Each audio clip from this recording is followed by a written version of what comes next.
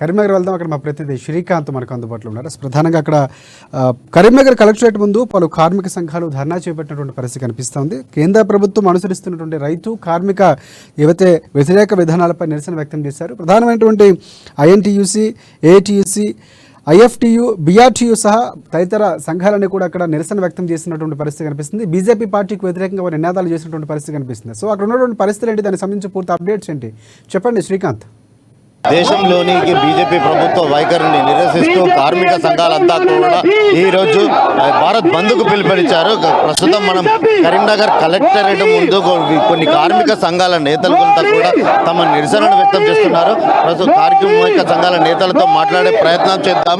చెప్పండి, మీరు ఈ నిరసన కార్యక్రమం ఎందుకు చేపట్టారు? అంటే మీరు భారత్ బంద్కు కూడా పిలుపునిచ్చిన పరిస్థితి ఈరోజు కేంద్రంలో ఉండేటువంటి బీజేపీ రైతు వ్యతిరేక, కార్మిక వ్యతిరేక, కూలీ వ్యతిరేక, అన్ని రంగాలకు వ్యతిరేకంగా ఈరోజు విధానాలు చేపడుతుంది. కాబట్టి ఆ విధానాలకు వ్యతిరేకంగా మేము సమ్మె చేయడం జరుగుతుంది.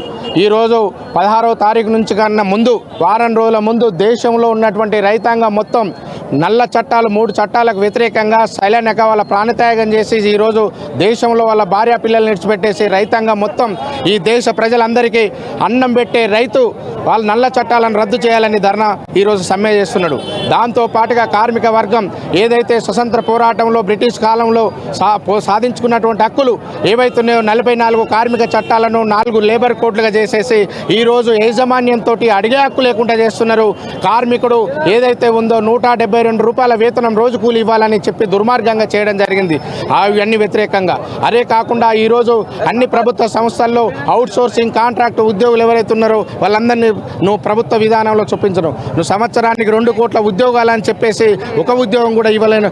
ఈరోజు ప్రభుత్వ సంస్థల అన్నిట్లను కూడా కారు చౌకగా కార్పొరేట్ సంస్థలకు అమ్మడం జరుగుతుంది. వీటికి వ్యతిరేకంగా మూఢ విశ్వాసాలతోటి నువ్వు ప్రజాస్వామ్యాన్ని కూనీ చేస్తున్నావు. కాబట్టి ప్రభుత్వం బీజేపీను వెంటనే దిగిపోవాలని. బీజేపీ ప్రభుత్వము రైతులకు నల్ల చట్టాలని చెప్పి మీరు చెప్తున్నారు. అది ఏదైతే మద్దతు ధర, కనీస మద్దతు ధరకు అంటే రైతులకు ఉపయోగకరంగా ఉండే చట్టాలను కూడా బీజేపీ నేతలు చెప్తున్న పరిస్థితి ఇది ఒకటండి.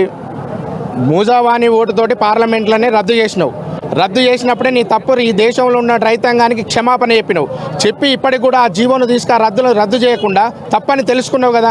ఈ రైతులు వాళ్ళు పోరాటం చేసింది ఏంటిది? నువ్వు చెప్పేటువంటిది ఎంఎస్పీ రేట్ మరి ఎందుకు ఇవ్వట్లేదు? నువ్వు చేసేటువంటి విధానంలో లేకనే ఈరోజు ప్రజలు తిరుగుబాటు అనేది చేయడం అనేది జరుగుతుంది. దాన్ని గ్రహించకపోతే మాత్రం ప్రజలు రైతులు అందరూ కలిసి బీజేపీ ప్రభుత్వాన్ని బొందబెడతారు. కాంగ్రెస్ పార్టీతో పాటు వామపక్ష పార్టీలు ఏదైతే రైతులను ఉసిగొల్పి కావాలని కూడా బురద జల్లే ప్రయత్నం చేస్తున్నారంటూ కూడా ఆరోపిస్తారు. అది తప్పు.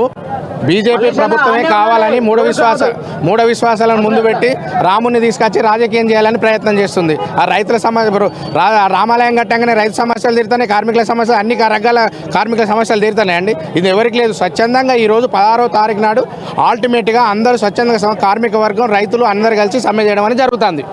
మొత్తానికి బీజేపీ వ్యతిరేక విధానాల వల్ల కూడా అంటే అన్ని రంగాల కార్మిక సంఘాలని కూడా ఏదైతే రైతులకు కూడా వ్యతిరేకంగా ఉన్న నల్ల చట్టాలను కూడా తొలగించాలంటూ కూడా ఈ దేశవ్యాప్త బంద్కు కూడా పిలుపునిచ్చామని చెప్తున్న పరిస్థితి. అరుణ్తో శ్రీకాంత్.